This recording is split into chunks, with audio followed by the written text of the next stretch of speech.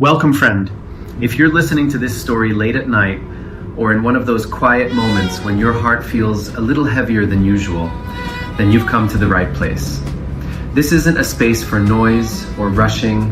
It's a place for slowing down, for old memories, and for folks who've lived long enough to understand the comfort of silence. Some stories come to us when we need them most. This is one of those stories. A tale from the old frontier, when the West was still wild and lonely, and a person's word meant everything. It is about two souls who had every reason to give up, and a little boy who had forgotten how to speak. If you have ever stood at a crossroads, wondering which way to turn, or loved someone who could not find their way back to you, then this story is for you. I am not here to preach or teach. I am just here to share something true. The kind of truth that settles in your bones and stays there. So sit back, friend, pour yourself some coffee, and let me take you to a place called Redstone Junction, where our story begins. The 4:15 to Denver pulled away from the platform. Trailing smoke that smelled of coal and iron, and somewhere far away, Elena Vasquez watched it go. She did not wave. There was no one on that train who knew her name. $12.40. She had counted it 3 times in the telegraph office, twice more in the washroom where nobody could see her hands tremble. Not enough for a ticket back to St. Louis. Not enough for a room past Wednesday. Not enough for anything except standing here on these sun-bleached planks, watching her last connection to the civilized world disappear into the afternoon haze. The telegram was still in her pocket. She had read it so many times the creases were wearing thin, but her fingers found it anyway. Pressing against the paper like a wound she could not stop touching. Regret to inform. Stop. William Thornton deceased. Stop. Fever. Stop. 3 weeks passed. Stop. Sincerest condolences. Stop. Deceased. 3 weeks passed. She had been riding trains for 2 of those weeks, writing letters to a dead man, picturing the face that would greet her at this very station. The face that would never come. A fly buzzed past her ear. The platform smelled of creosote and horse manure, and the particular dusty sweetness of prairie grass baking in the June sun. "Ma'am?" The station master stood at the edge of the platform. A wiry fellow with tobacco stains in his gray beard and suspenders that had seen better days. He shifted his weight from one worn boot to the other. "Platform closes at sundown. I ain't running a hotel here." "I understand." She did not move. Where would she go? The town of Redstone Junction was nothing more than a general store with a crooked porch, a saloon she could not enter, and a church with a steeple that leaned slightly east. She knew no one. She had no letters of introduction. No family within 1,000 miles, no skills except needlework and a passable singing voice, neither of which would keep her fed past the week. The station master spat tobacco juice into the dust. He looked at her carpet bag with its broken brass clasp, then at her face, then at the empty platform stretching behind her. Something like pity crossed his weathered features before he turned and shuffled back toward the telegraph office. Elena straightened her spine. She had learned young that pity was a currency that bought nothing but shame. She was 29 years old, orphaned at 12, raised in a church home that closed its doors the year she turned 18. She had survived worse than this. She had survived worse than a dead stranger and an empty platform, and $12 between herself and the void. The question was, how? A wagon creaked into the yard behind her. She heard the horses snort and blow, the jingle of harness brass, the heavy footsteps of a man who walked like he owned the ground beneath his boots. The sounds stopped somewhere at her back. 5 rolls of the wire, Hank, and them nails I ordered last month. Got it right here. Mr. Thornton. Sorry about the weight loss. Freight was backed up clear to... It's fine. Elena turned. She could not help it. Thornton. The name that had pulled her across half the country. The name on the telegram. The name of the dead man she had traveled 1,000 miles to marry. The man loading wire into a buckboard was tall and broad through the shoulders. Somewhere past 35. Sun and wind had weathered his face into lines that made him look older than his years. He wore no hat, and his dark hair showed early gray at the temples. His hands moved with the rough efficiency of someone who had loaded 1,000 wagons and expected to load 1,000 more. He paused, looked up. His eyes met hers, brown with flecks of something lighter underneath, like creek water in autumn when the leaves are turning. You the Thornton bride. The words hung in the air between them. Elena felt her chest go tight, her breath catching somewhere behind her ribs. He set down the coil of wire. For a long moment he just looked at her, not with pity, not with curiosity, but with the careful measure of a man who made decisions the way he loaded wagons. Slow, deliberate, nothing wasted. William was my brother, younger by 3 years. He picked up the wire again, settled it into the wagon bed with a thump. Fever took him fast. Doc said he didn't suffer long. I'm sorry for your loss. And yours. The station master had disappeared inside. The platform was empty now, except for the 2 of them and the patient horses and the dust that hung in the still air like something waiting to settle. You got kin somewhere? The man asked. I got nobody nowhere. The words came out plainer than she had intended, bare and final, like stones dropped into a well. She heard them hit bottom and knew there was no taking them back. He finished loading the wire. Then the nails, a wooden crate that clinked and rattled as he lifted it. Then he stood there with his big hands hanging at his sides, looking at her the way a man looks at a problem he had not expected but cannot walk away from. My name is Samuel Thornton. I got a ranch 12 miles east of here. Good land, good water, house that needs tending. He paused, and she watched his jaw work like he was chewing on words that did not want to come out. I got a boy, 7 years old. He don't talk much these days. Elena waited. The afternoon shadows were lengthening across the platform. A meadowlark called from somewhere beyond the tracks, its song high and lonesome in the silence.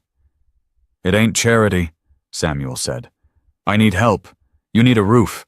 That's all this is. You are offering me a position. I'm offering you a choice. His voice was flat, practical, empty of anything that might be mistaken for sentiment. Room and board, safety. In exchange, you care for the boy and keep the house. We marry legal. For propriety town talks enough already. But separate rooms, separate lives, no pretense between us. The sun was sinking toward the western hills, painting the sky in shades of copper and rose. Soon the platform would close. Soon the choices would narrow to one walk into town with $12 and pray for a miracle. Or climb into a wagon with a stranger who looked at her like she was a fence that needed mending. Why? She asked. Why what? Why help me? You don't know me from Adam. He looked away, toward the hills going golden in the late light. Something moved behind his eyes, old and tired and buried deep. "Because my brother brought you here. And my brother is dead, because my boy needs someone. And I ain't enough." He stopped, shook his head. "Because I can't just drive off and leave you standing here. That's all." Elena looked at him. She saw the weariness in the set of his shoulders, the loneliness he carried like a second skin. She saw a man who had been hauling something heavy for a long time and had forgotten there was any other way to stand. She bent and picked up her carpetbag. The broken clasp caught the fading light. "All right, Mr. Thornton?" He nodded once, no smile, no relief, just the acceptance of a bargain made. He reached for the carpetbag, but she did not hand it over. Instead, she stuck out her right hand, palm sideways, the way men shake on a deal. He looked at her hand for a moment, then at her face. Something flickered in those autumn water eyes. Surprise, maybe, or something like respect. He took her hand. Her grip was stronger than he expected. His palm was rough as sandpaper and warm from the work. They shook once. Done. The station master had come back out to watch. He stood in the doorway of the telegraph office, arms folded, shaking his head slow. "Well," he said to no one in particular, "reckon that's one way to do it." The wagon pulled away from the station, wheels creaking, horses stepping steady. Elena sat straight-backed on the wooden seat, her carpetbag wedged between her feet and the boards. Her calico dress was stiff with 2 weeks of train dust. Her future was as uncertain as the road unspooling before them through the tall grass. She did not look back at the station. There was nothing behind her now but smoke and memory and a telegram that had cost 2 cents to send and everything to receive. Ahead, the sun was setting. The prairie rolled out like an ocean turned to gold, endless and still. Somewhere in that vastness, a little boy sat alone in a quiet house, stacking wooden blocks into towers that always fell. She did not know his name yet. She did not know the color of his eyes or the shape of his silence. She knew only that he was waiting, though he did not know it himself, waiting for someone who would stay. Whether she could be that someone, Elena could not say, but she had crossed half a country for a ghost. Surely she could manage 12 more miles for a chance. The wagon creaked on through the golden light. The horses pulled steady, and the sky turned slowly from copper to violet to the deep, endless blue of a prairie night coming on. If this story has found you today, we would be grateful to know where you are listening from. As the old folks used to say, a story shared is a blessing doubled. The wagon crested the last hill as purple darkness settled over the land. Elena saw the ranch spread below white fencing running straight as stitches, cattle dotting the far pasture like dark stones, a 2-story house with a porch that wrapped around 3 sides. A single lamp burned in one window, a yellow eye watching their approach. Samuel had not spoken for the last 4 miles. The only sounds were hooves on packed earth, the creak of wagon wheels, and somewhere far off, a coyote starting its evening song. The horses knew the way home. They turned down the drive without guidance, their pace quickening. Elena gripped the seat as the wagon jolted over a rut. "Boy's name is Thomas," Samuel said. His voice came sudden and rough, like he had forgotten how words worked. "He won't look at you straight. Don't take it personal." Elena nodded, Her throat was too dry for answer. The porch steps groaned under Samuel's boots. He pushed the door open without knocking, and the smell hit Elena before she crossed the threshold. Dust. Cold bacon grease. Something sweet gone sour underneath. Like fruit left too long in a bowl. A woman stood in the dim hallway wiping her hands on a faded apron. Mexican. Maybe 60 years. With silver hair pulled back tight, and eyes that missed nothing. "This is Mrs. Garza," Samuel said. "She cooks. Cleans some?" Mrs. Garza looked Elena over, the way you look at a horse somebody is trying to sell. Measuring. Skeptical, taking her time. "You cook?" she asked. "I learn fast." Something shifted in the old woman's face. Not approval. Not suspicion, either. Something in between that Elena could not name. "Bueno, I'm too old to teach slow." A sound came from deeper in the house. Wooden clatter, then silence, then the clatter again.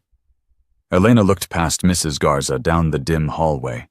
Lamplight spilled from a doorway at the far end, making a yellow rectangle on the worn floorboards. "That's him," Samuel said. He did not move toward the sound. "He builds towers, knocks them down, builds them again." Elena's boots were loud on the planks as she walked toward the light.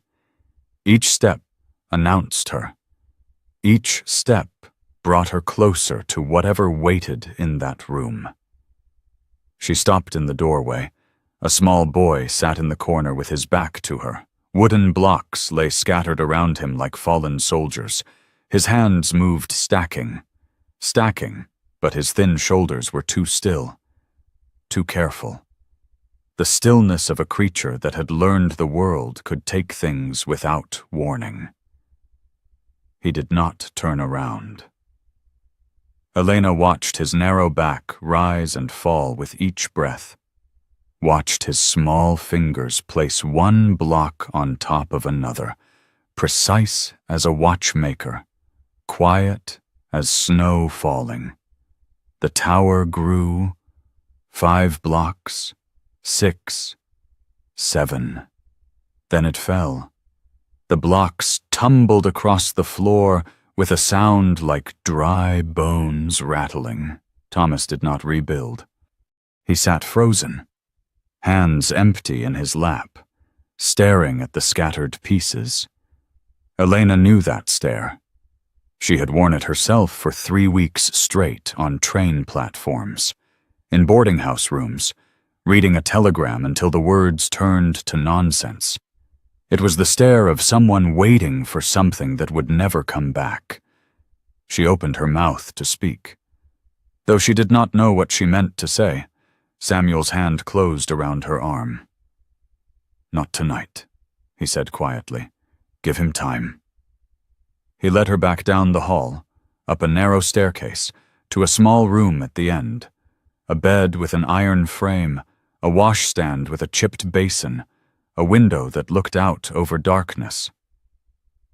"This was the sewing room," Samuel said from the doorway. "Catherine's... my wife." The name hung between them like smoke. "I cleared it out, mostly." Elena looked around. The walls were bare, but she could see the nail holes where pictures had hung. A faded rectangle near the window showed where a rug had lain. Someone had emptied this room, but they had not erased it. She set her carpet bag on the bed. The broken clasp caught the lamplight. "Mr. Thornton," he paused at the door. "Your son. How long since he has truly spoken?" Samuel's jaw went tight. She watched the muscle work beneath weathered skin. Watched him swallow something that wanted to stay buried. 8 months, he said. Day after we buried her. He told me good night. Then, he stopped. Nothing since.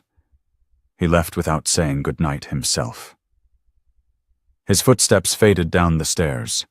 A door closed somewhere below. Elena sat on the edge of the thin mattress. Through the floorboards, she heard it again, the soft clatter of blocks being stacked. Stack, stack, stack. Then the fall. Then nothing. She pressed her palm flat against her chest and felt her heart beating steady beneath her hand. 8 months of silence. 8 months of towers that always fell.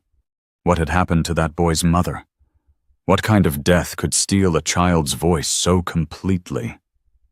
And what, exactly, had she walked into following a dead man's name across 1,000 miles of empty prairie? Elena woke before first light. The room was cold, the window gray with early dawn. She lay still and listened. Silence, no blocks falling, no footsteps on the stairs, only wind pressing against glass and the far-off lowing of cattle waking in the pasture. She dressed quick in her second dress, plain cotton, patched at the elbow where she had caught it on a nail back in Kansas City, her only other outfit. She would need work for her needle soon, or be wearing rags by harvest. The stairs creaked as she went down. She paused on each step, learning which boards complained and which kept quiet, useful knowledge in a strange house. The kitchen was dark and cold. The cook stove sat black and silent, a cast-iron beast waiting to be fed. Elena found matches on the shelf above, kindling in the box by the woodpile. She worked by feel and memory, building fire the way the sisters at the orphanage had shown her near 20 years ago. The kindling caught. Small flames licked up through the gaps. She fed it larger sticks, then split logs, adjusting the damper until heat began spreading through the iron. Coffee next. The tin sat on the second shelf. The pot hung from a hook by the stove. Water from the hand pump at the sink. Grounds measured by instinct. The smell rose as it heated dark and rich and alive. Somewhere outside. A rooster crowed, then another, answering from the barn. "You're up early," Elena turned. Mrs. Garza stood in the doorway, arms folded across her chest, watching with those miss-nothing eyes. "Could not sleep." The old woman crossed to the stove, lifted the coffee pot lid, peered inside. Her face showed nothing. "Too strong, but you'll learn." She pulled an apron from a hook by the pantry door and held it out. Elena took it. The fabric was soft from years of washing. The strings frayed at the ends. Someone had embroidered small flowers along the pocket edge, delicate work in pink and yellow thread, faded now to shadows of what they had been. "That was hers," Mrs. Garza said. "Senora Thornton. She made it first year of her marriage." Elena ran her thumb across the stitching. Each flower was perfect, each petal placed with care. "I can use another if—" "No," Mrs. Garza's voice was firm. She would want it worn. She was practical. That one hated waste. Elena tied the apron around her waist. It fit like it had been made for her. The back door opened with a bang. Samuel came in stamping dust from his boots, though the sun had barely cleared the horizon. His shirt was already dark at the collar with sweat. He stopped when he saw Elena at the stove, the apron tied, the coffee sending steam toward the ceiling. Something crossed his face quick. Impossible to read, then it was gone. "You're up," he said. "I am." He hung his hat on the peg by the door. His boots left prints on the swept floor as he crossed to the table and pulled out a chair. "We should talk," he said. "The terms." Mrs. Garza was already moving toward the hall. "I'll see to the boy." She disappeared. The kitchen felt smaller with just the two of them in it. Elena poured coffee into 2 cups, set one in front of Samuel, kept one for herself. She did not sit, not yet. "The terms," she said. "You heard what I said at the station?" "I heard. I need to know you understand." He wrapped both hands around the cup, though the coffee was too hot to drink. "This is not I am not looking for. I understand. Mr. Thornton, do you—" His eyes found hers, direct, unwavering, the eyes of a man who had made hard choices before and would make them again. "You need someone for your son," Elena said. "Someone for this house. You do not need a wife, not truly." "No. And you are offering me safety, a roof, a place to be." "Yes. In exchange for what exactly?" He set down the cup. His hands were rough, the nails dark with work that never quite washed away. Honest hands. Capable hands. "You tend to Thomas. You run the house. Cooking, cleaning, whatever needs doing." He paused. "You do not ask questions about Catherine. You do not try to fix what cannot be fixed. And we marry legal, so the town has nothing to wag tongues about. A marriage in name only? Yes. Separate rooms? Yes. And what do I call you, Mr. Thornton Samuel husband?" His jaw tightened. "Whatever suits you. Makes no difference to me." Elena pulled out the chair across from him and sat. The wood was hard, the table scarred with knife marks and water rings. How many meals had been eaten here? How many words spoken? How many silences endured? "I have a question," she said. "Ask it. Thomas." She kept her voice level. Careful. "You said 8 months, but when exactly did he stop?" "What day?" Samuel's hands went still on the cup. "Morning after the funeral. He came down for breakfast, same as always. I asked how he slept." He stopped, swallowed hard. "He said fine. Just that one word. Then nothing. Not a sound from that day to this." "What happened to her, to Catherine?" His face closed up like a shutter slamming. "I said no questions about Catherine. Mr. Thornton, that is the deal." His voice went flat and hard as the table between them. "You want to stay. You take the terms as they stand. You want answers. You find them somewhere else." Elena held his gaze. She could push. She could demand. She could walk out the door right now with her $12 and her broken carpet bag and take her chances with the world. Or she could stay and watch and learn. "All right," she said. "I accept your terms." She put out her hand across the table. Same gesture as at the station. Same straight spine. Samuel looked at her hand, then at her face. He took it. His grip was brief and firm. "Saturday we go to town. See the preacher. Make it legal." "Fine." He stood, scraping the chair back. At the door he stopped with one hand on the frame. "The boy will not make it easy. He does not trust anymore." "Neither do you." He did not argue. He looked at her with those creek water eyes, and for just a moment she saw something underneath, wounded and wary, and almost human. Then he was gone. The door swung shut behind him. His boots thudded across the porch and down the steps. Elena sat alone at the scarred table. The fire crackled in the stove. Coffee cooled in her cup. Through the window she could see dawn light spreading gold across the eastern hills. Footsteps overhead. Small ones. a child moving across floorboards. She looked up at the ceiling, tracking the sound. Thomas was awake. Thomas was moving. The footsteps stopped directly above her head. Then, slowly, they started down the stairs. Elena stood. Her hands were steady, but her heart beat hard against her ribs. The footsteps reached the bottom. Paused, started toward the kitchen. She turned to face the doorway. A small shape appeared in the frame.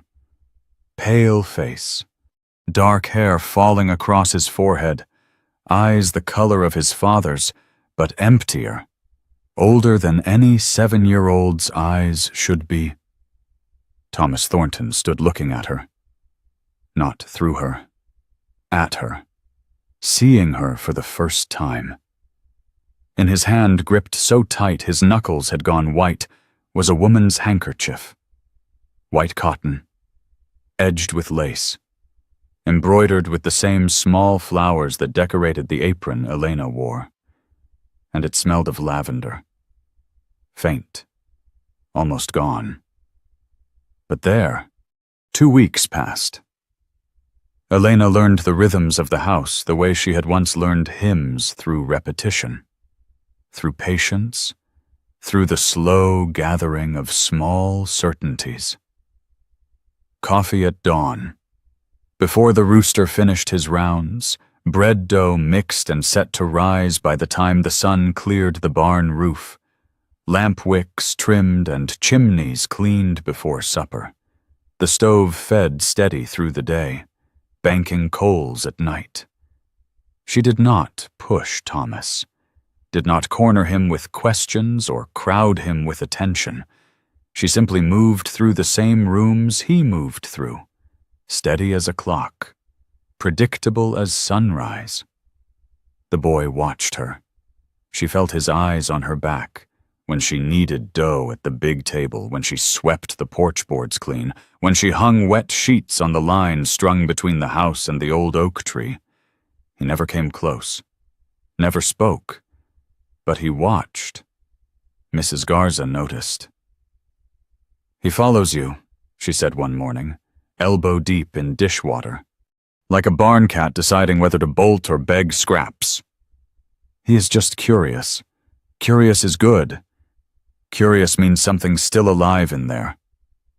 The old woman scrubbed a pot hard enough to take the tin off. "After his mama passed, he was not curious about nothing, just those blocks, stack and fall, like some little machine." Elena dried a plate and set it in the cupboard. The china was blue willow pattern, chipped at the edges from years of use. "What was she like, Senora Thornton?" Mrs. Garza's hands went still in the gray water. "She played piano," she said at last. "Every Sunday evening after church. Hymns mostly, sometimes other songs, things from back east, places she had been before coming here." Her voice went soft at the edges. "The boy used to sing along. Little voice high and sweet like a meadowlark. Abide with me was their special one. They sang it together every week." Elena glanced toward the parlor doorway. She had noticed the shape in the corner. Her first night, something large covered with a white sheet, gathering dust. "The piano," she said. "Senor Thornton covered it the night she died. Not a soul has touched it since." That evening, after Samuel had gone to the barn for his final check on the stock, and Mrs. Garza had retired to her room off the kitchen, Elena stood alone in the parlor doorway. The house was quiet. Through the ceiling she could hear Thomas moving in his room above the soft thump of blocks being stacked in the dark.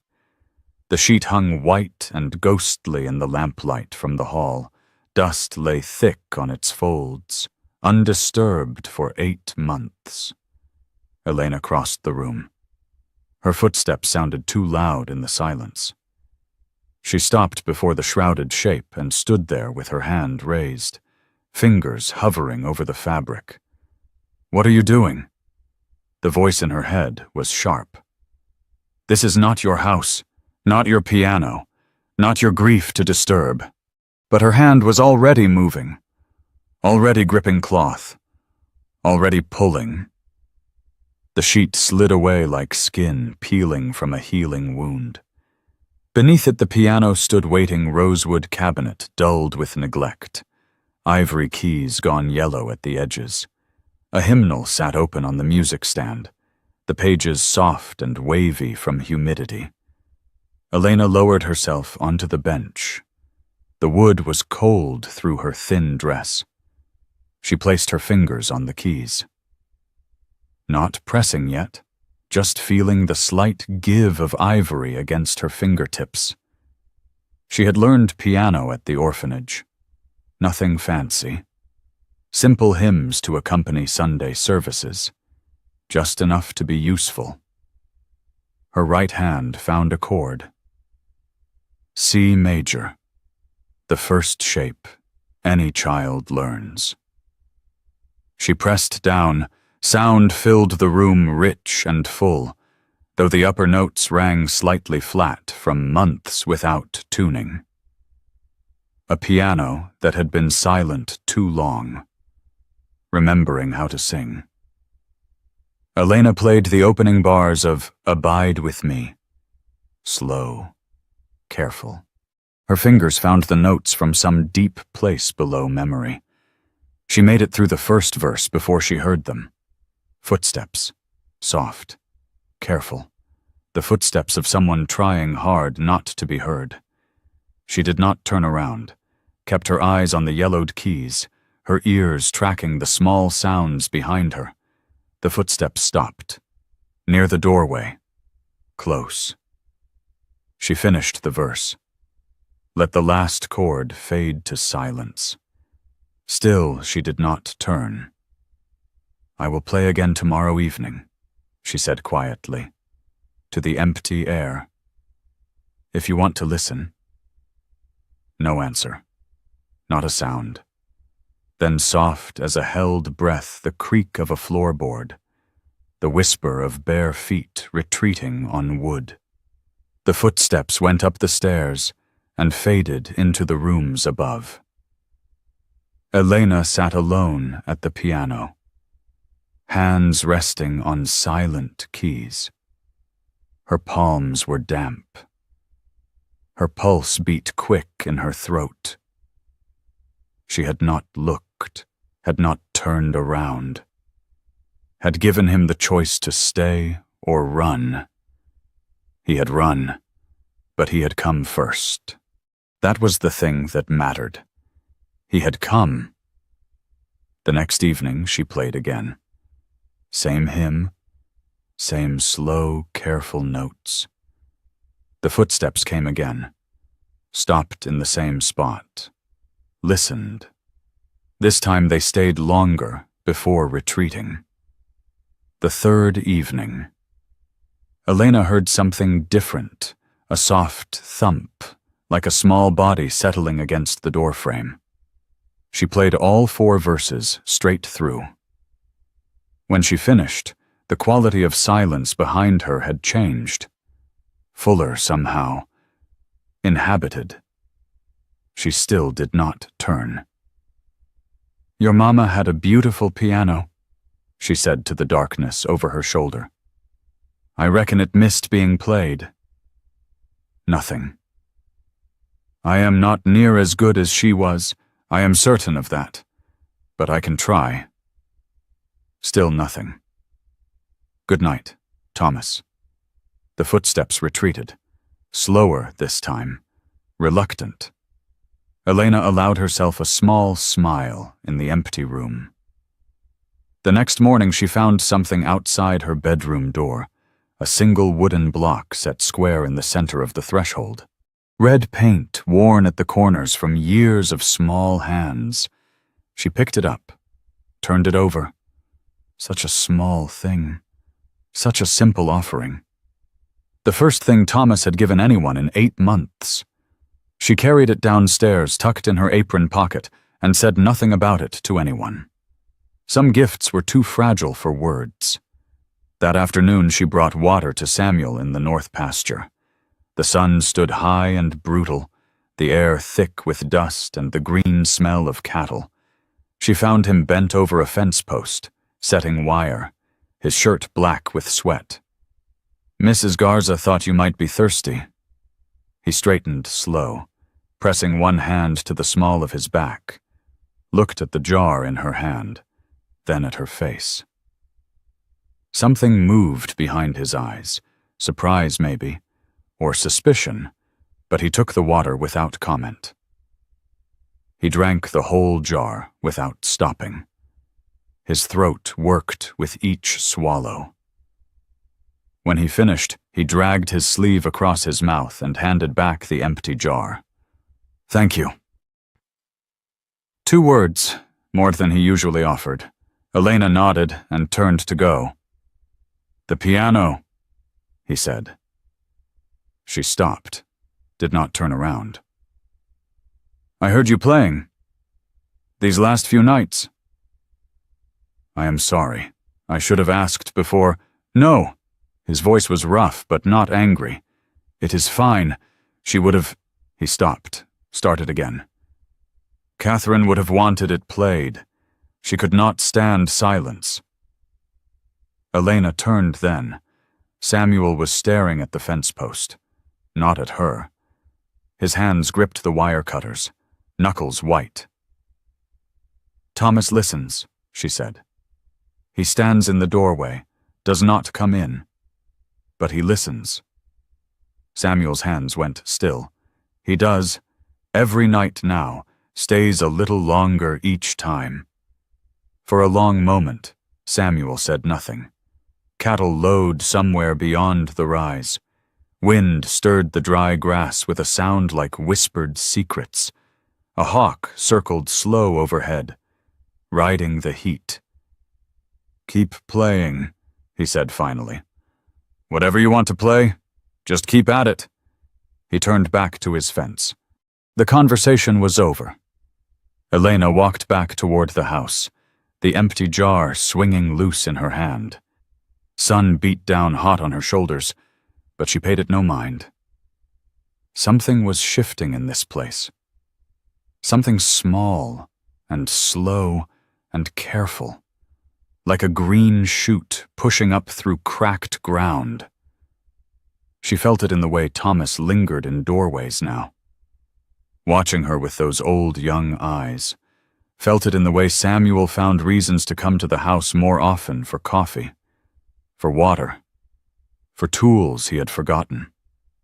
She felt it in herself, too, the way she had stopped counting days until she could leave, the way she had started counting different things instead.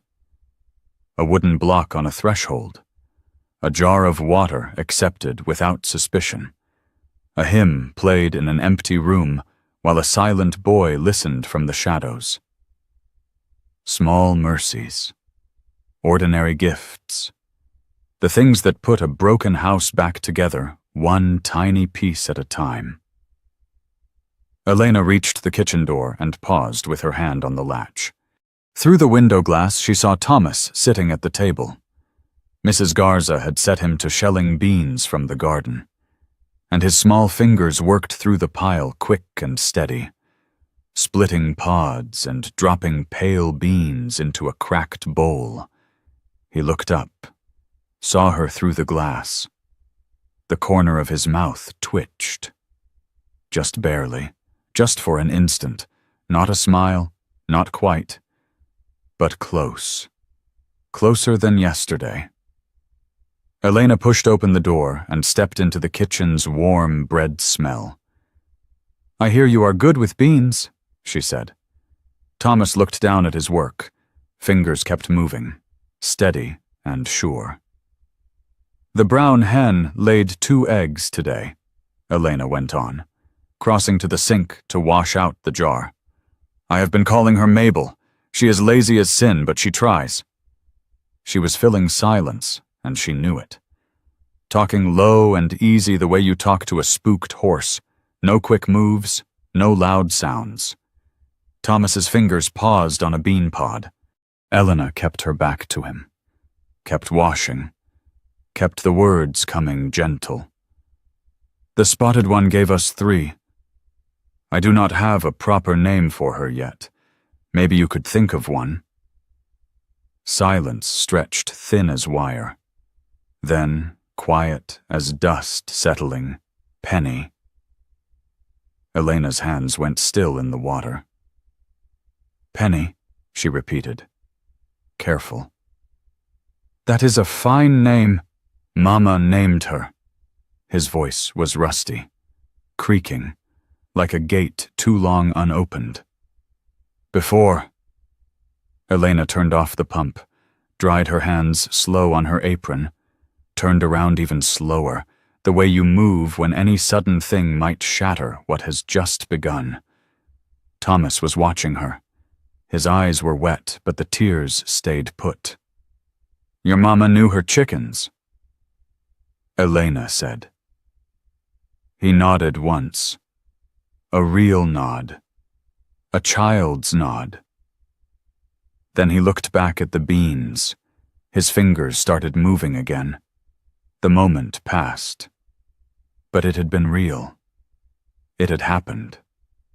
One word, one name, one tiny bridge thrown across 8 months of silence. Elena turned back to the sink, her hands unsteady, her heart knocking hard behind her ribs. Through the window she saw Samuel crossing the yard toward the barn. He stopped halfway, turned, stood looking at the house. She could not read his face from here, but she could see the way he stood there, still as a fence post, staring at the kitchen window like he was trying to see through the walls, like he sensed something had changed inside, like he was afraid to find out what. Thomas spoke more now.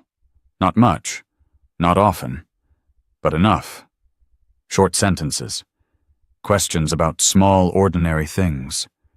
The chickens and their eggs, the bread dough rising under its cloth, the color of thread Elena used to mend a tear in his Sunday shirt. Elena answered each question plain, without fuss or show. She had learned that too much attention sent him scurrying back into silence like a rabbit diving for its hole. Better to treat his words like ordinary things expected. Unremarkable. Nothing to make a fuss over. But each syllable felt like a gift wrapped in brown paper and tied with string.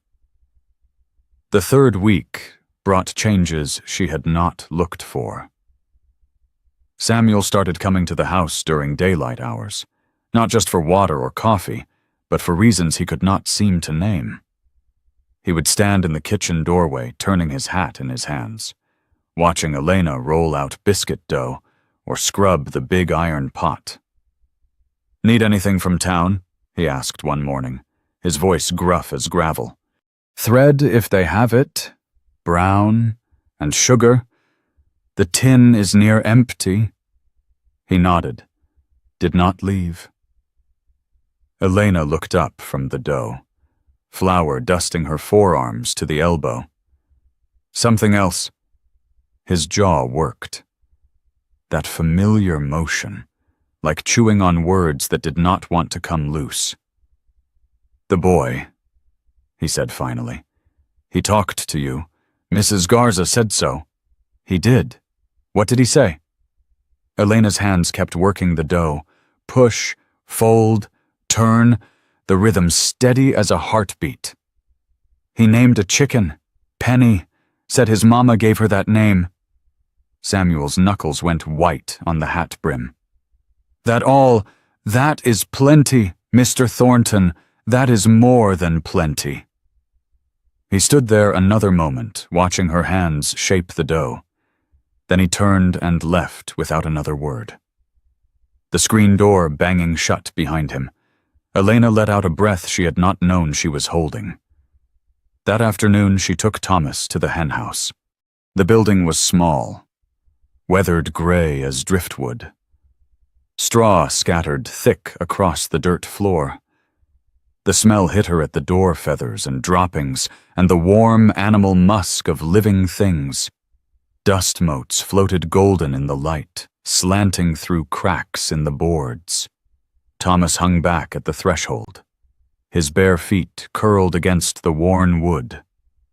"You do not have to come in," Elena said. She crouched by the first nesting box and reached beneath a rust-colored hen who clucked complaint. "I just reckoned you might want to meet everyone proper." She pulled out an egg, warm and brown and smooth as river stone, and held it up for him to see. "This one is Mabel's. She finally decided to earn her keep." Thomas did not move, but his eyes tracked the egg, followed it as Elena set it careful in her basket. "And this here," she moved to the next box, where a spotted hen sat, puffed with indignation. "This is Penny's work. 3 today. She is showing off." Thomas took one step into the henhouse, then another. Straw crunched soft under his bare feet. Elena kept her back to him, kept gathering eggs, kept her voice low and easy. "Now, Mabel, do not look at me like that. You had all morning to lay, and here you are just getting around to it." A sound behind her. Small, strange. She turned.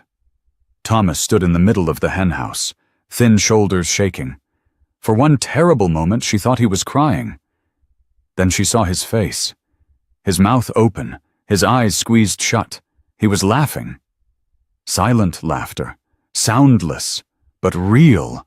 Laughter that had been locked up tight for 8 months, finally finding a crack to squeeze through. Elena did not move, did not speak. Just watched as the boy laughed at a scolded chicken. When it passed, Thomas wiped his eyes with his sleeve. His face was flushed red, his breathing ragged and quick. "The spotted one is Mabel," he said. His voice was stronger now, more certain. "Mama said she was the lazy one." Elena looked at the rust-colored hen, then at the spotted one. "I had them backwards this whole time." Thomas nodded. A real nod. A child's nod with a child's certainty. "Well," Elena said, "your mama surely knew her chickens." Something moved in Thomas's face, the shadow of a smile, quick as a fish in clear water. "She knew everything about chickens," he said, "and horses, and the garden too." He stopped. Swallowed. She always knew when storms were coming, before anybody else could tell. Elena set the egg basket down slow and careful on the straw. "She sounds like a very wise woman." "She was." Thomas's voice wobbled but held steady. "She could make anything grow. Papa said she had hands that could coax flowers out of bare rock." "Papa." The word landed soft as a feather, but heavy as stone. What else could she do? Thomas was quiet for a long stretch. The hens clucked and muttered around them, scratching at straw, unaware of the weight of words being spoken above their bobbing heads. "She could sing," he said at last. "Every night before bed, she would sit on my bed and sing until I fell asleep." Elena's throat tightened like a fist was closing around it. "What songs did she sing? Abide with me." The words came out cracked down the middle. "That was our special one, just hers and mine." Elena thought of the hymnal on the piano stand, open to a page she had not looked at close. She thought of the first notes she had played, chosen almost by accident in the dusty parlor. Not accident at all, not accident one bit. "Would you like—" She stopped, tried again. "Would you like me to play it tonight on the piano, that song?" Thomas's eyes went wide as dollars. She thought she had pushed too far, asked too much, broken whatever fragile thing was growing between them. Then he nodded. small, fragile as a soap bubble. "All right," he whispered. "All right." That evening, Elena sat at the piano as the last daylight faded from the windows. Thomas stood in his usual spot by the doorway. But closer now. Close enough she could hear him breathing. She set her fingers on the cool ivory. "Abide with me," she began to sing, her voice thin and unpracticed, but true. Fast falls the eventide. The notes filled the room. Simple. Old. A melody that had lived in this house long before she came. The darkness deepens. "Lord, with me abide." Movement behind her, footsteps, the soft sound of bare feet on wood floor.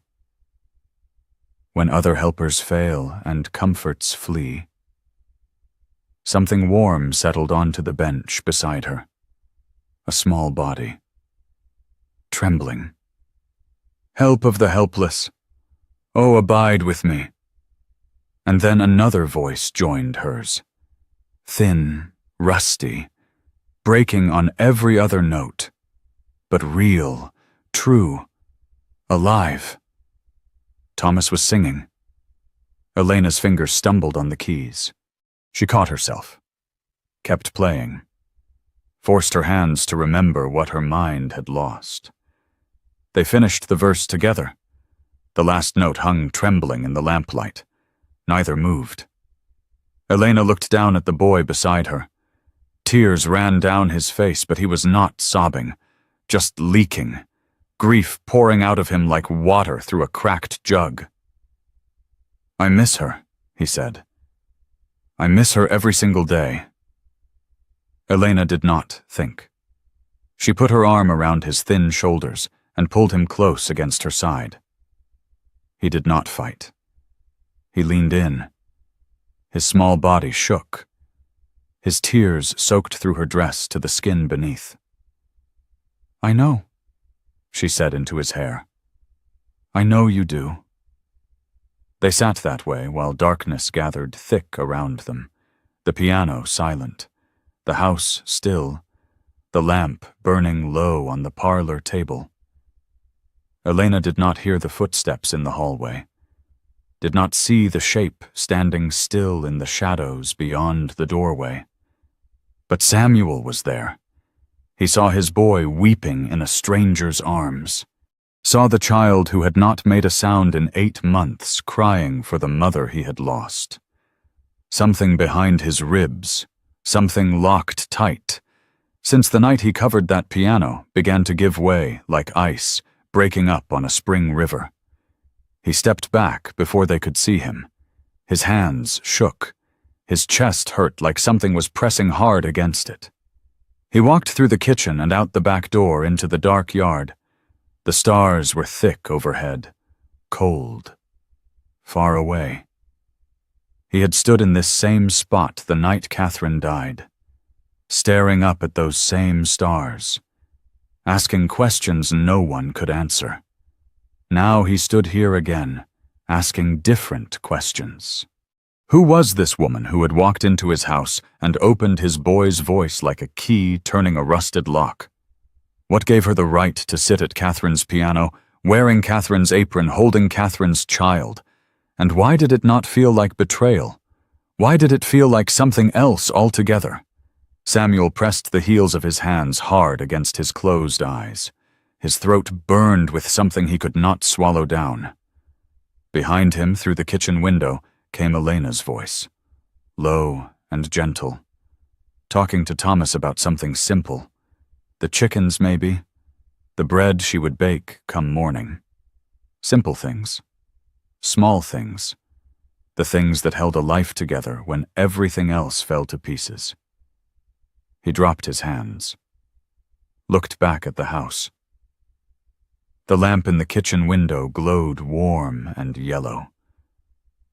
Inside that circle of light, his son was talking. His son was crying. His son was more alive than he had been in 8 long months. Because of her, Samuel drew a deep breath, let it out slow through his teeth. Then he walked back toward the house, boots heavy on the hard-packed dirt, the weight in his chest heavier still. He did not know what he was walking toward, did not know what words he would find when he got there. He only knew that something had changed, and there was no way back to what had been before. Samuel found reasons to stay close to the house. He noticed it first in small ways. The coffee he nursed at the kitchen table long after the cup went cold. The tools he forgot in the barn that required trips back across the yard. The questions he asked about Thomas, questions he could have answered himself if he had only paid attention these past months. But paying attention meant looking, and looking meant seeing Elena. She moved through his house like she had always lived there, her hands on Catherine's blue willow dishes, her voice filling Catherine's kitchen with talk of bread and weather and the small doings of chickens. Her laughter rare but real when it came filling corners that had been silent since the funeral. It unsettled him. It drew him close.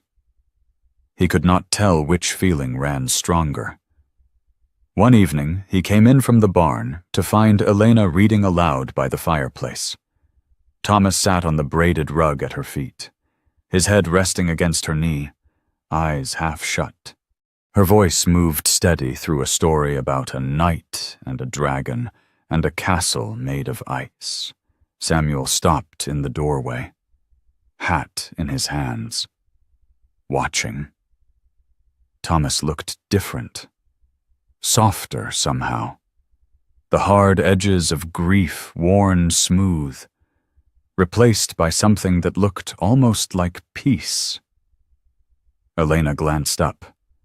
Their eyes caught and held. She did not stop reading. Her voice went on, low and unhurried, but something passed between them across the dim room. A question with no words, an answer with no shape. Samuel turned away, climbed the stairs, shut his bedroom door. He sat on the edge of the bed he had shared with Catherine for 9 years and pressed the heels of his hands hard against his eyes. "What are you doing?" The voice in his head was sharp as a slap. "What are you letting yourself feel?" He had no answers. Was not certain he wanted any. Morning came gray and cool. Elena was already in the garden when he found her, kneeling in the dirt between rows of tomato plants. Her hands worked the soil around the stems, pulling weeds, loosening earth. Sweat darkened the back of her dress, though the sun had barely topped the barn. "You are up early," he said. She did not look up. "Could not sleep. Me neither." He stood there with his hands empty at his sides, watching her work. Her movements were quick and sure, the hands of someone who knew how to make things grow. "Catherine loved this garden," he said. The words fell out before he could catch them. "She planted most of what you see, the tomatoes, the beans, that squash by the fence." Elena's hands paused in the black dirt. "Mrs. Garza told me she could grow anything, even here in this dry country. She had a gift for it. She sounds like a remarkable woman." "She was." Elena looked up then. Dirt streaked her cheek. Hair was coming loose from its pins. She looked tired.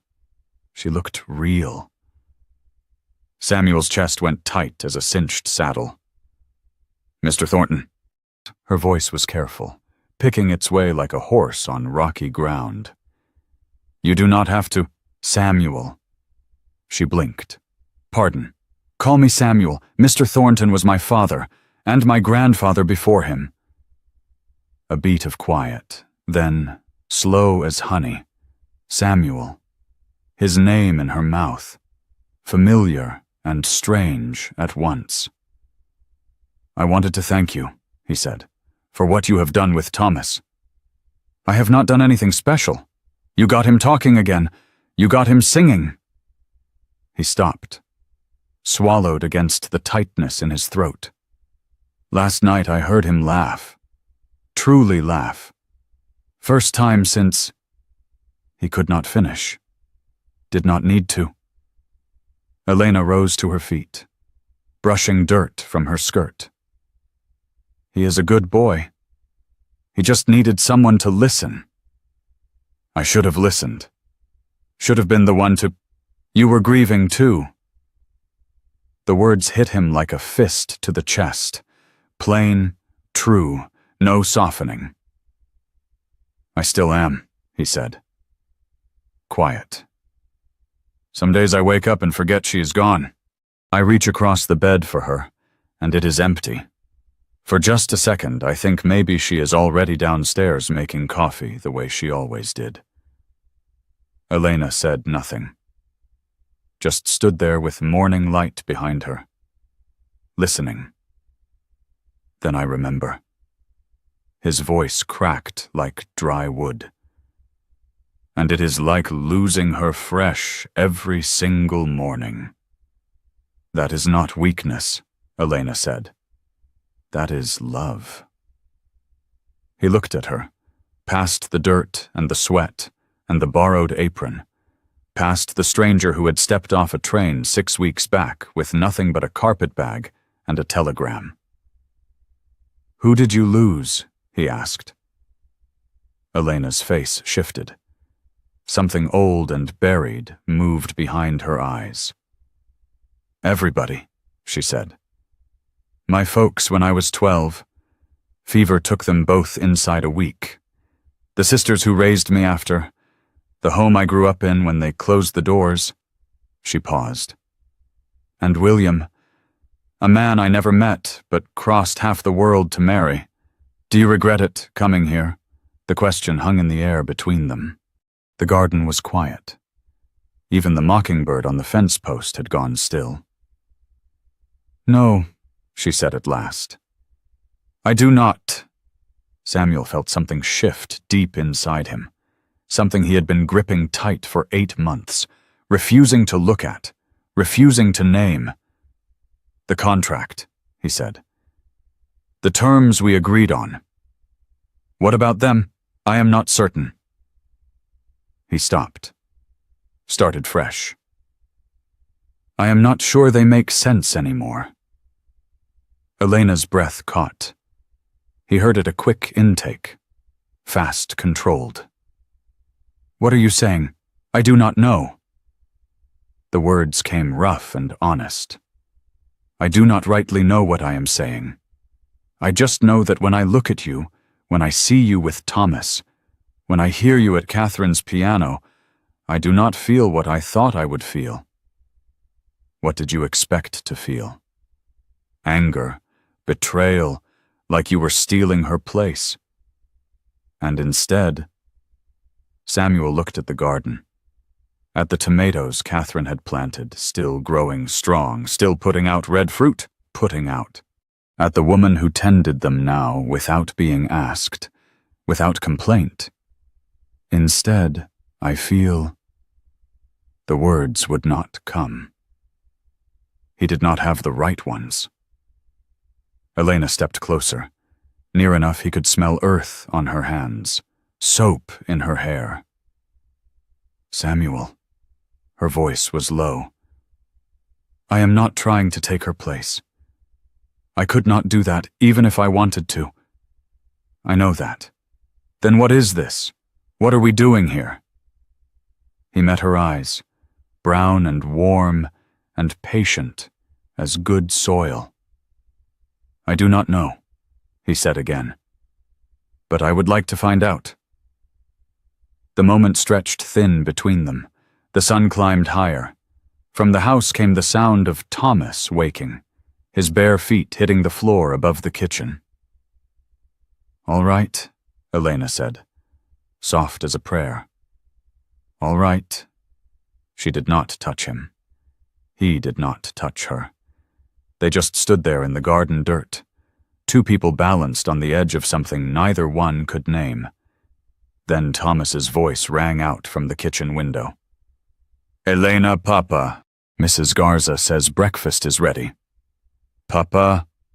The word shot through Samuel like summer lightning. He looked at Elena. She was smiling, truly smiling for the first time since she had come to this place. "He called you Papa," she said. "He did. He has not called you that since—" "I know." Samuel turned toward the house. His boy stood framed in the window, waving one arm, face bright with something that looked almost like joy. "Coming," he called back, his voice rough. He started walking, then stopped, turned. "Elena."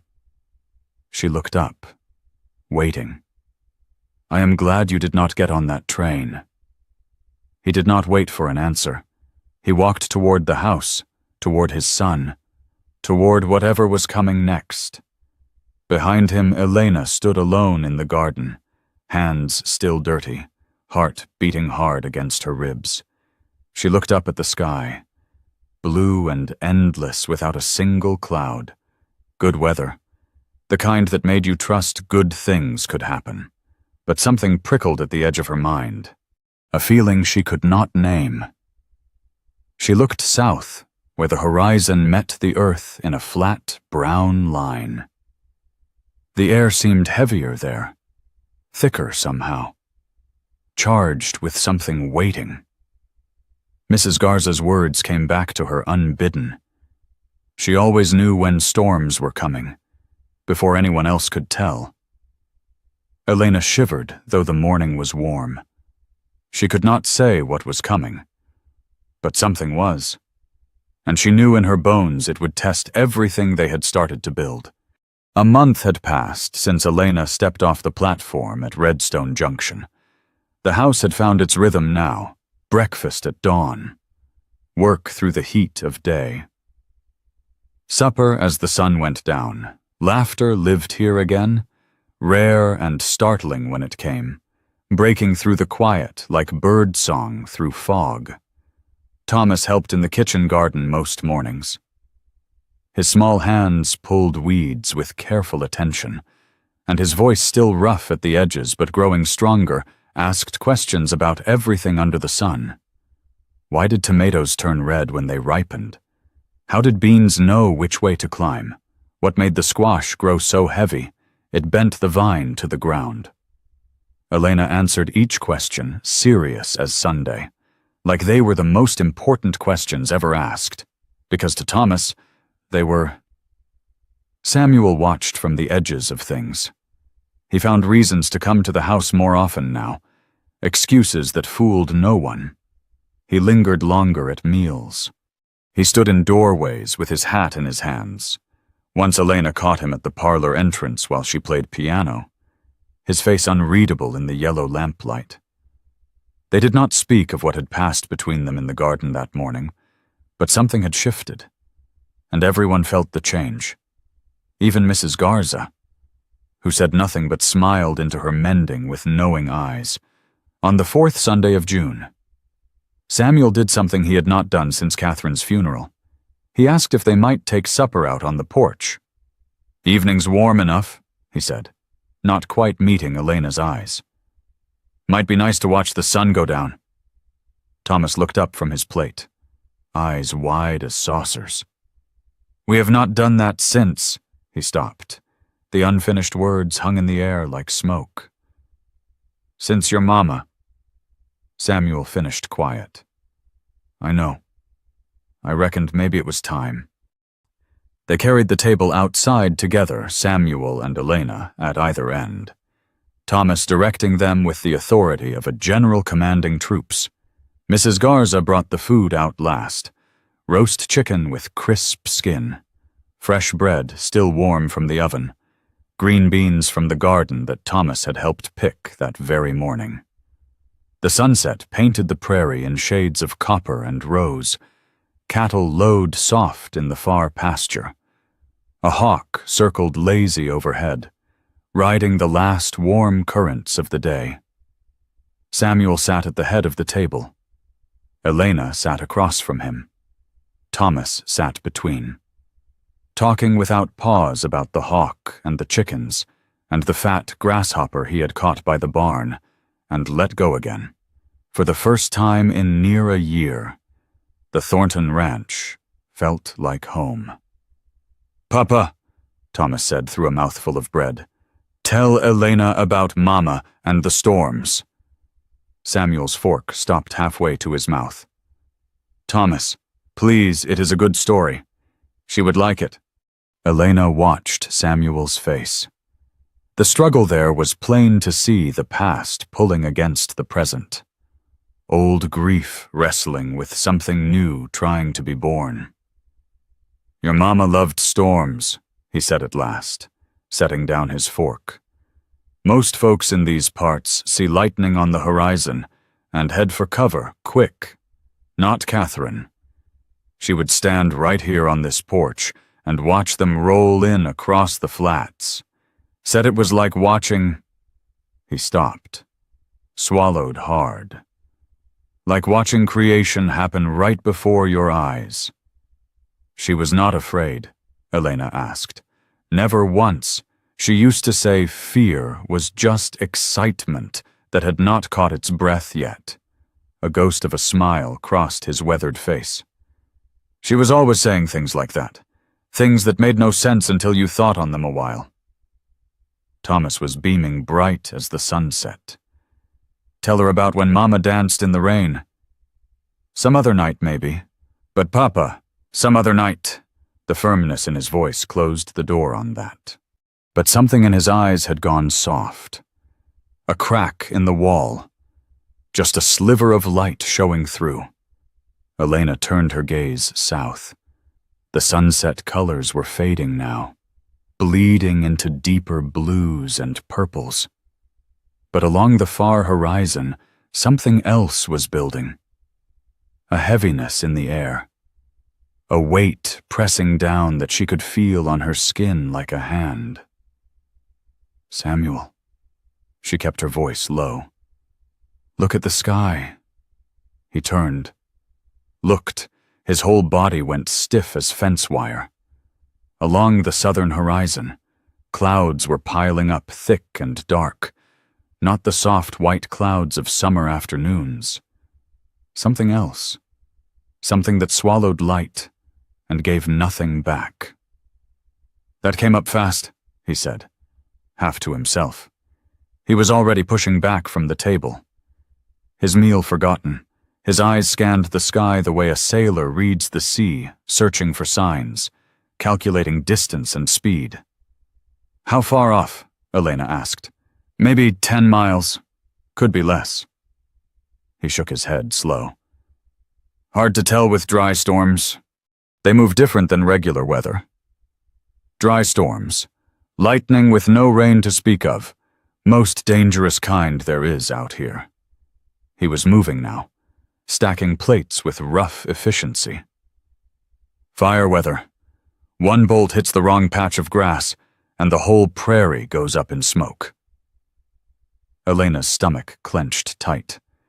She thought of the barns stacked full of summer hay, the hen house with its dry wooden walls, the house itself, boards baked bone-dry by weeks of sun and wind.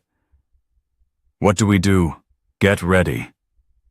Samuel's voice was flat and hard, the voice of a man who had seen this before. "Thomas, go help Mrs. Garza clear the kitchen. Elena." He stopped, looked at her straight. "You ever fought a grass fire?" "No." "Then stay inside with the boy. Keep him safe. If the fire comes this direction." "I am not staying inside." The words came out sharp as a blade. Samuel's eyebrows climbed his forehead. "Elena, tell me what needs doing and I will do it. But I'm not going to hide in the house while you fight this thing alone." Something moved in his face. Surprise, maybe. Or something deeper than surprise. "All right then," he said. "Come with me." They spent the next hour getting ready. Samuel showed her where the long-handled shovels hung in the barn, how to soak burlap sacks in the water barrels, where those barrels sat at each corner of the house. He walked her through the making of fire breaks, trenches scraped down to bare dirt, to starve flames of fuel, and pointed out the paths the cattle would follow if they had to be turned loose. "If it gets bad," he said, "we open the gates and let the stock run. Cattle will find their way. They will survive. Buildings we can put back up. Cows we cannot." Elena stored each word away careful. Her dress was dark with sweat. Her hair stuck flat to her forehead.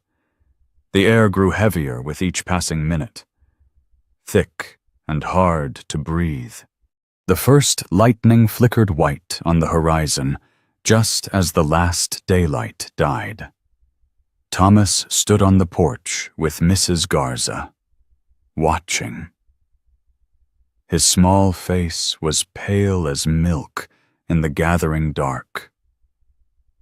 "Papa," his voice was thin and high. "Is it going to be like before?" Samuel stopped what he was doing, walked to the porch, knelt down in front of his son so their eyes were level. "I cannot say for certain," he said, honest. "But we are ready this time. We have water. We have tools. We have got each other. Mama always knew when the storms were coming."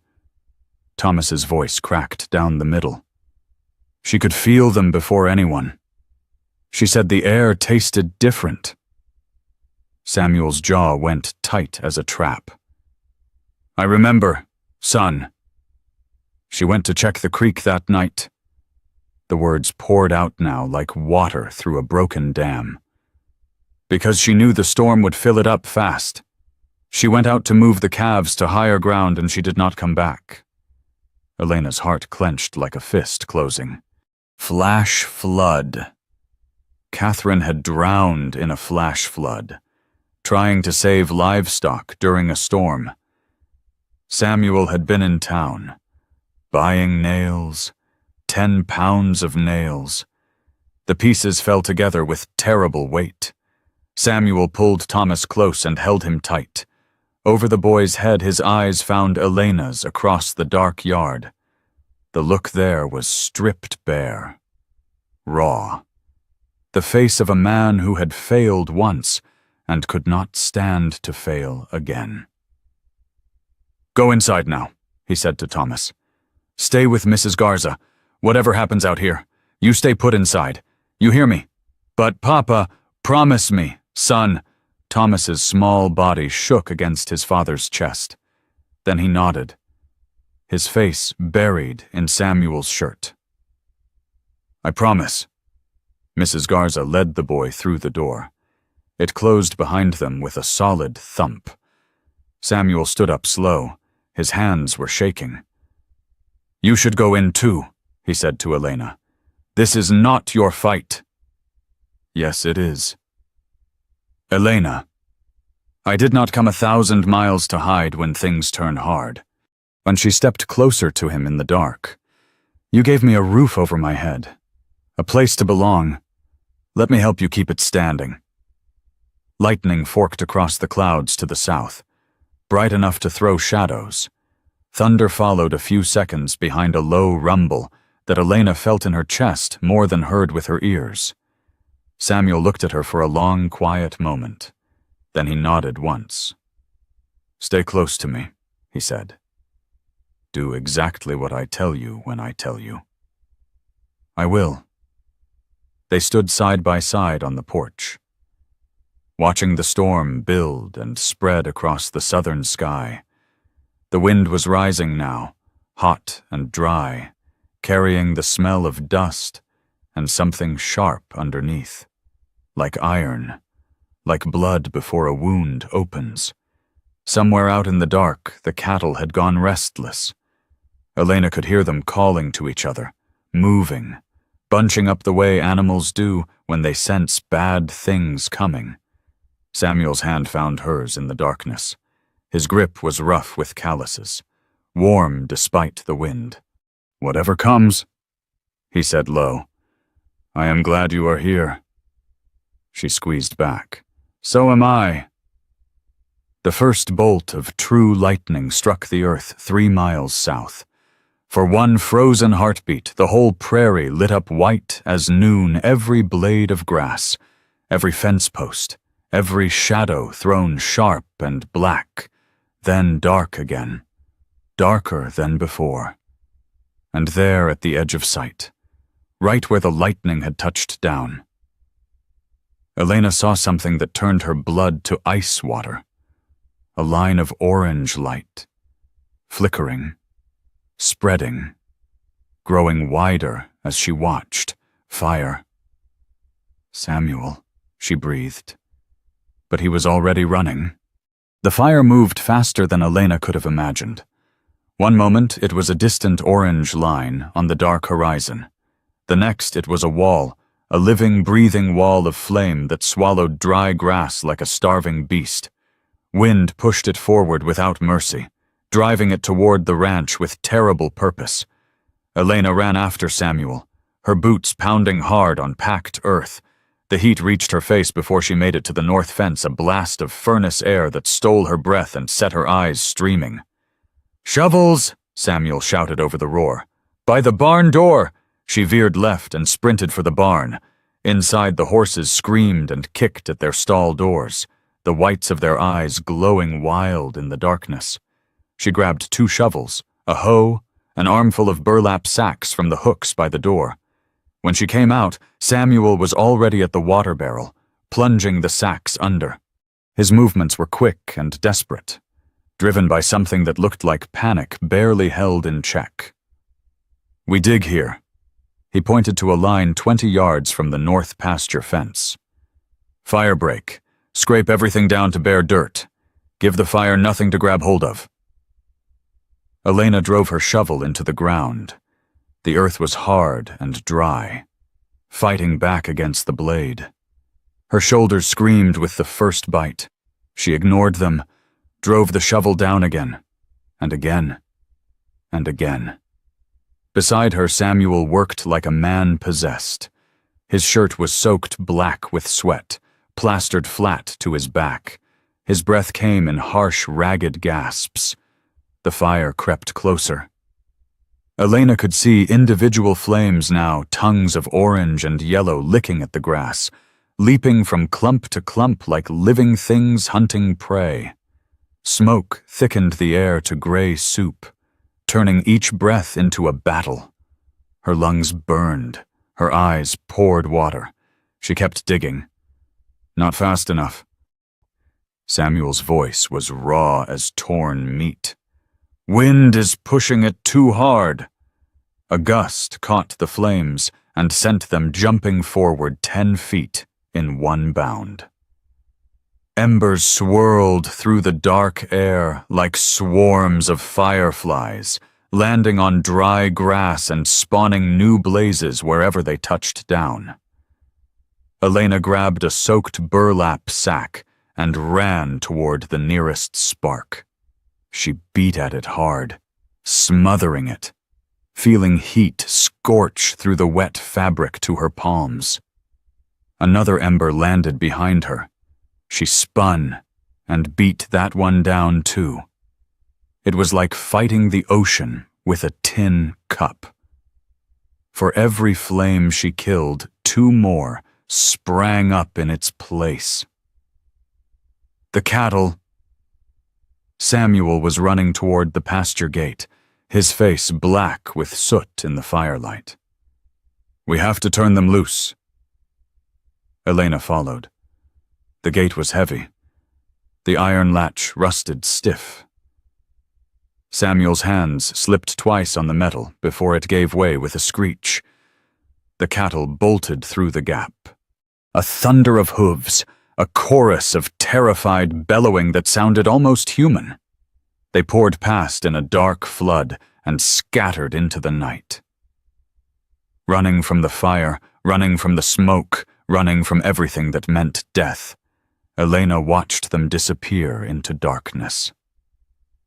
50 had 60. A year of work vanishing into the black. "Leave them!" Samuel grabbed her arm hard. "The house. We have to save the house." They ran back. The fire had reached the north fence now, wooden posts going up like matchsticks, wire glowing red before it sagged and fell.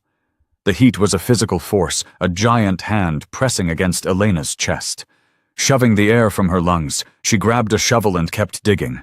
Her hands were raw inside her gloves now, blisters rising and breaking with every stroke. Her back screamed. Her legs shook beneath her. She did not stop. Samuel was beside her working the hoe, cutting a ragged line through the earth. His face was a mask of soot and concentration, and something that looked like terror. "Samuel." Elena's voice came out cracked and thin. "The barn!" A glowing ember had landed on the barn roof, a small orange spot barely visible through the billowing smoke. Growing as she watched. Samuel saw it. His face went white beneath the black. "No." The word came out broken. "No, no, no." He dropped the hoe and ran. Elena watched him grab a bucket and plunge it into the barrel, water sloshing over the sides as he sprinted for the barn. He threw the water at the roof, but wind caught it and scattered it to useless mist. The glow spread wider. Smoke began curling up from the dry shingles. Elena ran to help.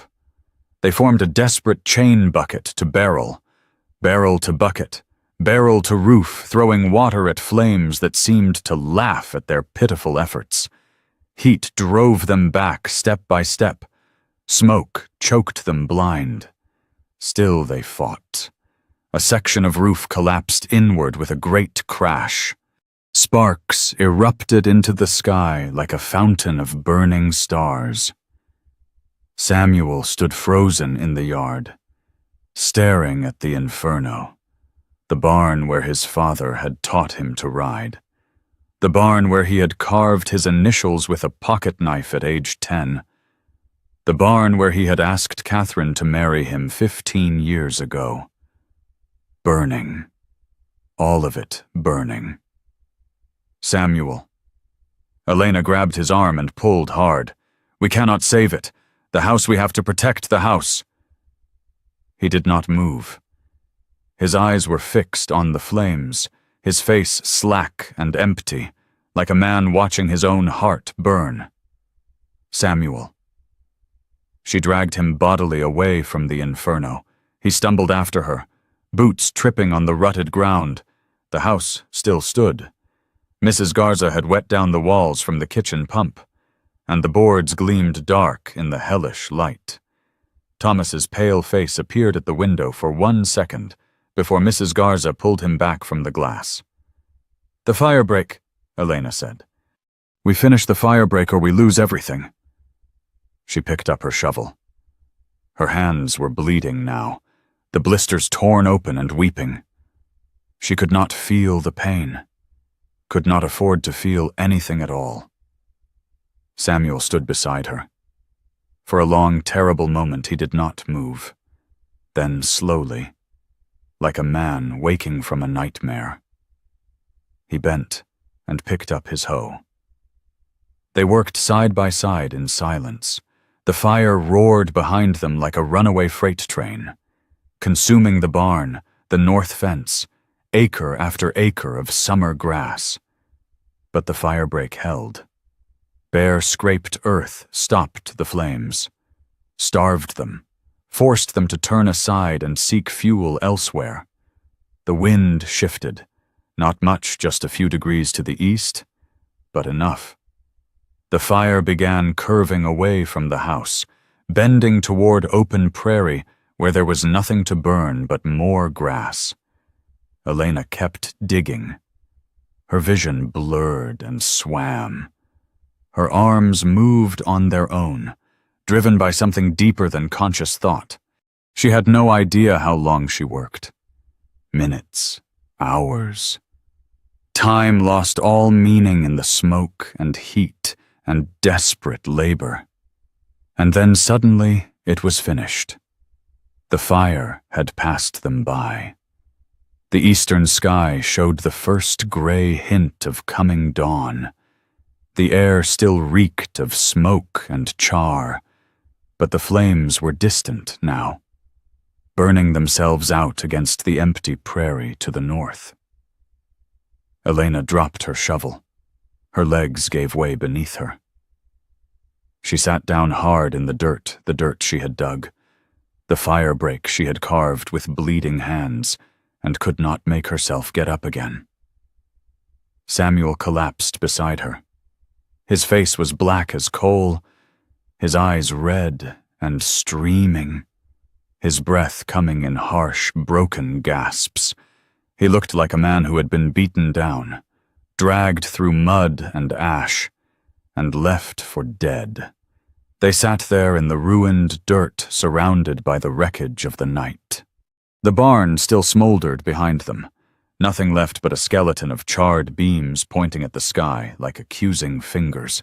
The north pasture was gone, just ash and blackened earth as far as the eye could see. The smell of burned grass and singed wood and something else, something sharp and final, filled every breath. But the house stood. The hen house stood. And somewhere out there in the darkness, the cattle were scattered but alive. Samuel turned his head slow to look at her. His eyes were wet from smoke or something else she could not tell. "You stayed," he said. His voice was raw and broken as old rope. "You could have gone inside where it was safe. But you stayed out here with me." Elena looked down at her hands. The work gloves had worn clean through. Her palms were a ruin of blood and blisters and black dirt ground deep into torn skin. She would not hold a needle for weeks. "Of course I stayed," she said. "Why?" She looked up and met his eyes in the gray dawn light. "Because this is my home now, too." The words hung between them, plain and true and impossible to take back. Samuel reached out. His hand, just as torn and bloody as hers, found her fingers in the dirt. He held on tight like a drowning man gripping a rope thrown from shore. "Elena," his voice cracked on her name. "I need to tell you." The kitchen door burst open with a bang.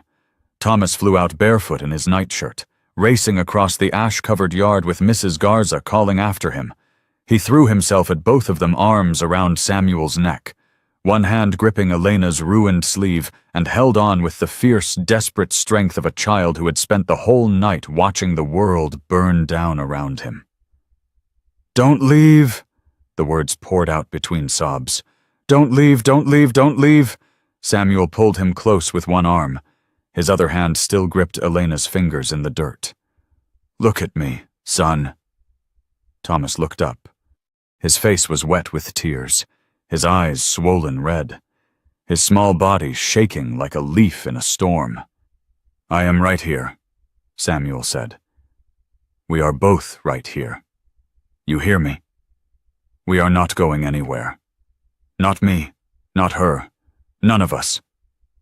He looked at Elena over his son's head. The question in his eyes was naked and raw. She nodded. "None of us," she repeated. "I promise." Thomas's sobs quieted slow. He pressed his face against his father's chest, his hand still clutching Elena's torn sleeve like he would never let go. They sat there in the ash and dirt, the three of them tangled together. As the sun rose red and angry over the ruined pasture, the light was gray at first, filtered through smoke still hanging thick in the air.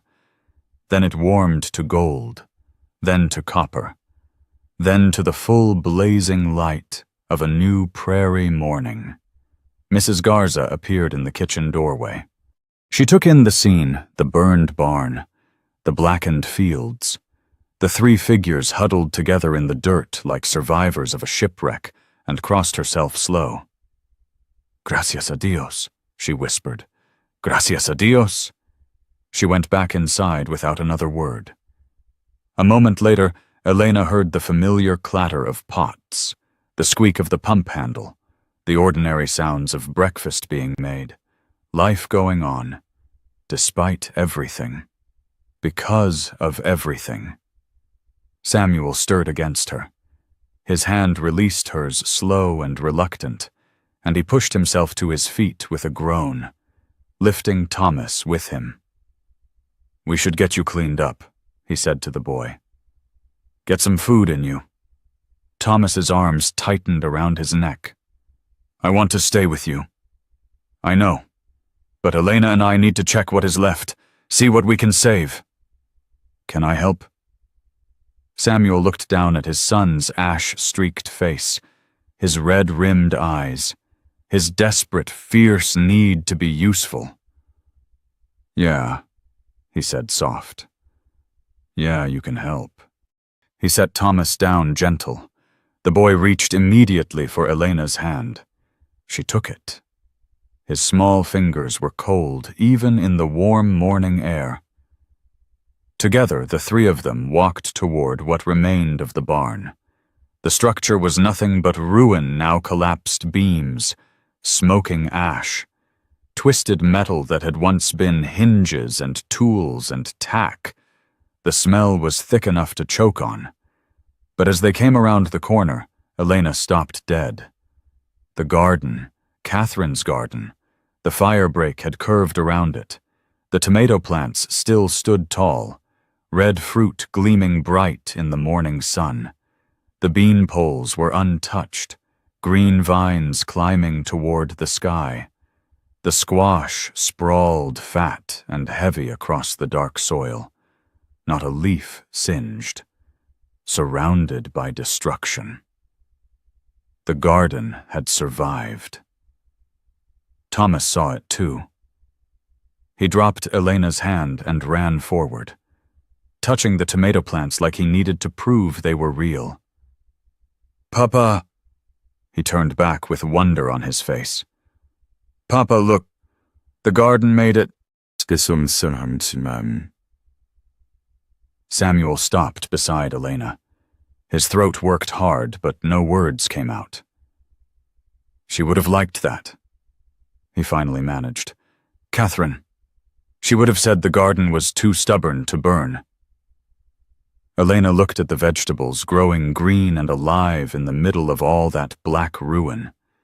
She thought about the woman she had never met, the woman who loved storms and made things grow from nothing, the woman whose piano she played, whose apron she wore, whose child now reached for her hand without thinking. "She sounds like someone worth knowing," Elena said quiet. "She was." Samuel's voice was rough as gravel. "And so are you." He turned to face her full in the morning light, with soot covering his face and ash in his hair.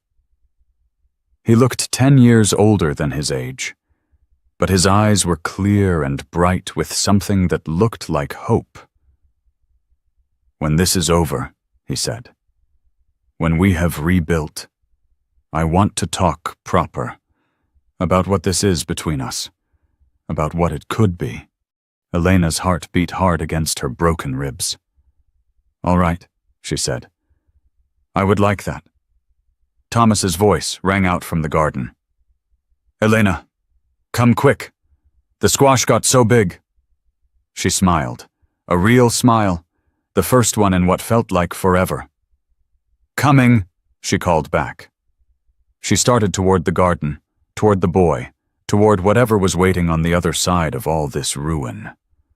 Behind her, Samuel watched her go. And for the first time since he had laid his wife to rest beneath the old oak tree on the hill, he let himself feel something he had forgotten existed. Hope. Real hope. The kind that took root in ashes and reached toward the sun. The kind Catherine would have understood. 3 days after the fire, the rain came. Elena stood on the porch and watched it fall. Soft at first, barely more than mist. Then harder, drumming steady on the roof boards, turning ash-covered ground to black mud. The smell rose up clean and sharp, wet earth, washing away the last bitter traces of smoke. Thomas ran out into the yard with his arms spread wide and his face turned up to the sky. His laughter rang across the ranch, bright and real. The laughter of a boy who had remembered how to be young. "He will catch his death out there," Mrs. Garza said from the doorway behind Elena. "Let him be. He needs this." Samuel came around the corner of the house with a hammer in one hand and a fistful of nails in the other. He had been working on the new barn frame since first light, cutting timber, hauling beams, driving posts deep into the ground. Neighbors had come yesterday. A dozen men from town who heard about the fire and showed up with tools and lumber and the quiet determination of folks who understood that trouble was everybody's business out here. The frame stood now, skeleton bones of fresh, pale wood rising from the ashes of the old. Samuel stopped when he saw Thomas dancing in the rain. He set down his hammer on the porch rail and watched. Elena watched him watching. "He is going to be all right," she said. "I know." Samuel's voice was rough, but not with grief. Something else lived in it now. "Because of you. Because of all of us." He turned to look at her. Rain dripped from his dark hair, ran down his weathered face, soaked through his work shirt. He did not seem to notice or care. "Elena." He said her name like it meant something. "I have been wanting to tell you something. I am listening." He drew a long breath, let it out slow. "That first day at the station, when I saw you standing there alone, I did not want to stop. Told myself you were not my concern. I had weight enough to carry without adding a stranger to the load." Elena waited. The rain fell steady around them. "But I could not drive away." Samuel went on. "I sat in that wagon looking at you, and something inside me, something I reckoned died with Catherine, would not let me leave you standing there." "What was it?" He shook his head slow. "I cannot say for certain. Conscience, maybe, or something simpler than conscience." He paused. "You looked like somebody who had been left behind, and I knew how that felt, knew it down to my bones. I made you a deal," Elena said. "That morning in the garden, you said you wanted to find out what this was between us." "I remember. Have you figured it out yet?" Samuel stepped closer to her, close enough she could see raindrops hanging on his eyelashes, could see the pulse beating in the hollow of his throat. "It is home," he said. The word came out simple and plain. "You are home." Elena felt her eyes burn. Not from smoke this time. "Samuel, I am not asking you to take Catherine's place. Nobody could do that. She was—" His voice cracked like dry wood splitting. "She was everything good in my young life, the mother of my boy. I will carry her with me until they put me in the ground beside her." "I know that. But you—" He reached out and took her hand in his. His fingers were rough with calluses, scraped raw from 3 days of rebuilding. "You are something I did not know I needed until you were already here." Elena looked down at their joined hands. His skin was dark against hers, weathered by decades of sun and wind and hard work. "That contract we made," she said quiet. "The terms we agreed to. What about them? I think we ought to burn them." Samuel's face went still, then slow as sunrise. A smile spread across his features, a real smile. The first true smile she had ever seen from him. It changed his whole face. took years off him, showed her the young man he must have been before grief carved its marks so deep. "I would like that," he said. "I would like that just fine." Thomas came running up the porch steps, dripping wet from head to toe, grinning so wide it looked like his face might split in two. "Did you see me?" he demanded. "Did you see me out there dancing? We saw," Elena said. "You looked like a wild thing." "Mama used to dance in the rain." His voice was easy now when he spoke of her, not broken anymore. "She said it washed all the bad things clean away." Samuel knelt down so his eyes were level with his son's. "She was right about that," he said. "She was right about most things." Thomas looked from his father to Elena and back again. His young face went serious and considering. "Papa, is Elena going to stay here forever, and always?" Samuel glanced up at Elena. The question lived in his eyes, too. "Yes," Elena said. "If you will have me." Thomas threw his wet arms around her waist and pressed his face against her dress. "I will have you," he said fierce. "I will have you forever and ever and ever." Elena held him close. Over his damp head she met Samuel's eyes. He stood up slow and put his arm around them both. They stood that way on the porch, while rain washed the last of the ash from the world. That evening, after Thomas had been dried and fed and tucked into bed, Elena sat at the piano in the parlor. The house was quiet around her. The lamp burned low on the side table. Through the window she could see stars appearing as the clouds broke apart, bright and sharp against the clearing sky. She placed her fingers on the ivory keys. The first notes of "Abide with Me" filled the room, soft and slow. Footsteps sounded behind her. The bench shifted as Samuel sat down at her side. He did not speak, just sat there close enough that their shoulders touched, listening. Elena played through the first verse, then the second. On the third verse, she began to sing. Her voice was thin and rough, but steady. "I need thy presence every passing hour. What but thy grace can foil the tempter's power?" Another voice joined hers, small and clear and coming from the parlor doorway. Thomas stood there in his nightshirt, barefoot on the cold floor, hair still damp from the rain. He was singing, really singing. The words his mother had taught him what felt like a lifetime ago. Elena's fingers stumbled on the keys. She caught herself and kept playing. Samuel reached over and covered her hand with his own. They finished the hymn together. 3 voices rising and falling in the yellow lamplight. It was not perfect. Thomas forgot words and hummed through the empty places. Elena hit wrong notes. Samuel's voice cracked on the high parts. But it was real. It was true.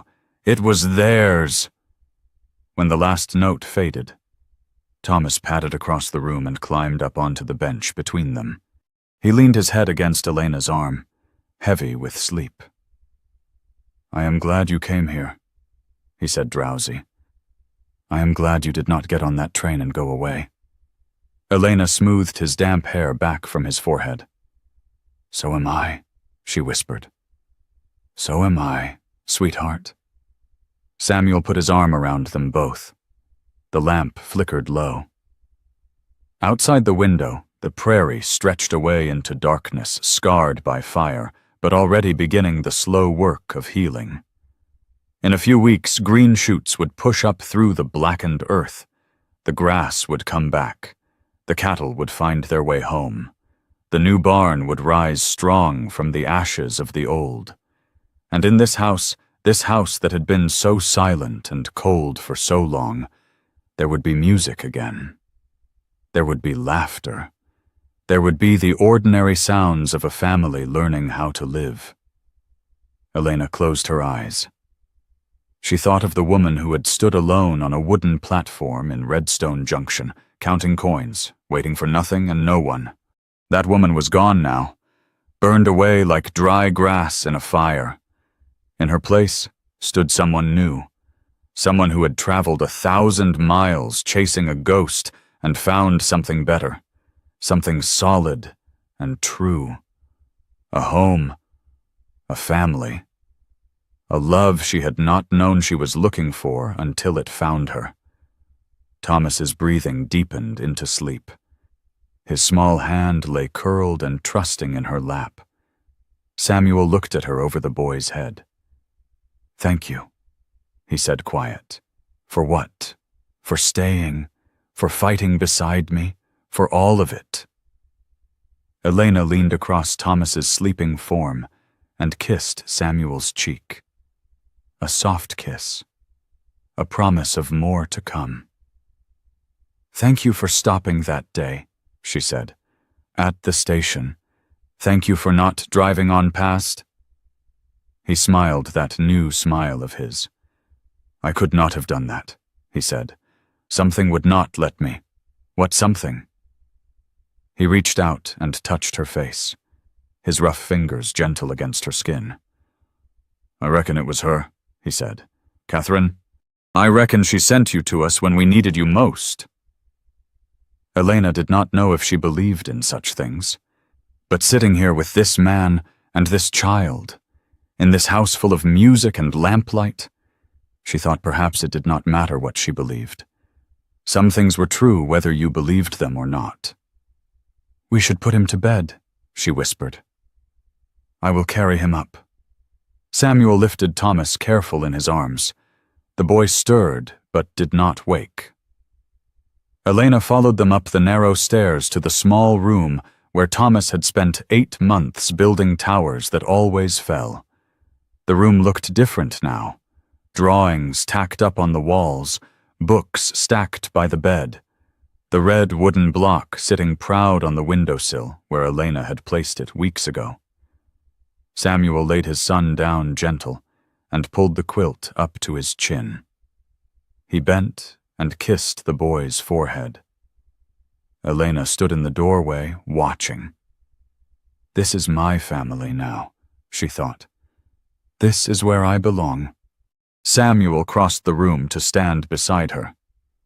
"Come on," he said soft. "I will make us some coffee. At this hour, I am not tired. Are you?" She shook her head. They went downstairs together, leaving Thomas's door open a crack so lamplight could find him if he woke afraid. In the kitchen, Samuel made coffee, while Elena sat at the scarred old table. The same table where they had shaken hands like strangers, the same chairs where they had agreed to terms that meant nothing now. Not strangers anymore, not by a long sight. Samuel set 2 cups down and took the chair across from her. "To second chances," he said, raising his cup. "To second chances." Elena echoed. They drank. The coffee was strong and bitter, the way Samuel always made it. She had learned to love it that way. Outside the window, the stars wheeled slow across the clearing sky. The prairie slept beneath them, dark and quiet, and beginning to heal. And in the kitchen of a ranch house 12 miles east of a place called Redstone Junction, 2 people sat together in comfortable silence. Learning that some stories do not end with a train pulling away from a station. Some stories only begin there. There is a quietness that settles after a story like this one. Something tender sits in the chest now. Not heavy exactly, but present. Like the feeling after a long rain when the air smells clean and the ground is soft and everything seems possible again. Many of us have stood where Elena stood, on platforms of our own, watching something pull away, wondering if anything good could ever come from being left behind. Some of us have lived in houses gone silent, waiting for a voice we were not sure would ever return. Perhaps you have known what it is to reach for someone in the dark, uncertain whether they would reach back. These feelings do not need explaining. They do not need to be fixed or understood or turned into something neat and tidy. They are allowed to simply rest here, unfinished. The way embers glow warm long after the fire has burned down. It is all right to let this story go now. It is all right to carry whatever piece of it you need and leave the rest behind. Thank you for staying until the end. Thank you for listening, or